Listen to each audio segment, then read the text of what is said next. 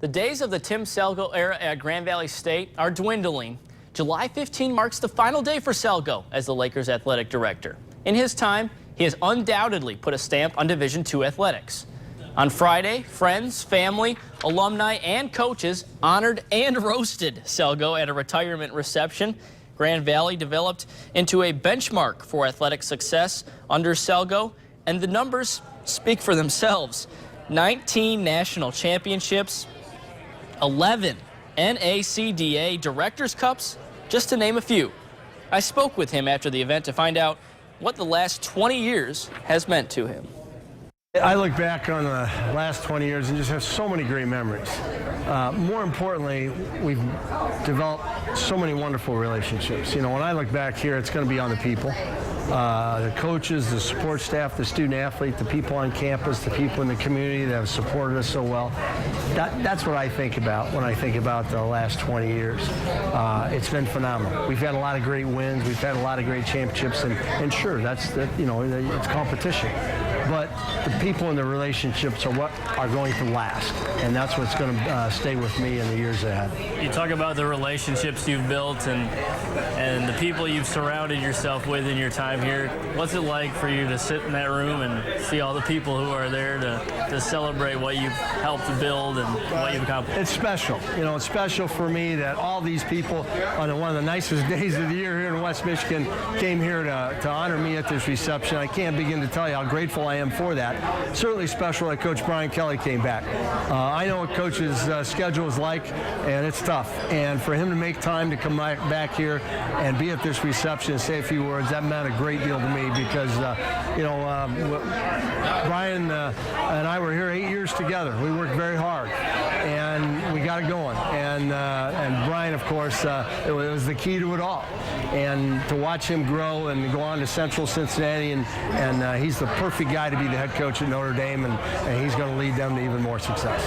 Now, they talked about a lot of your stops along the way to get to this point, and especially that memory you shared of being able to speak at a convention where it all started for you to come to Grand Valley. Well, for all the stops you've had, some of the greatest memories of your life probably have been in this last 20 years. No question, because again, when we took the Grand Valley job, my wife Terry and I made the decision, this is where we're going to go. This is where we're going to raise our family. We knew West Michigan was a great place, and it certainly has been. It's going to remain our home. We're not moving anywhere. We love Grand Rapids. We love West Michigan. And so that decision was crucial, obviously. And what made it easy, though, were the people. The people were wonderful here.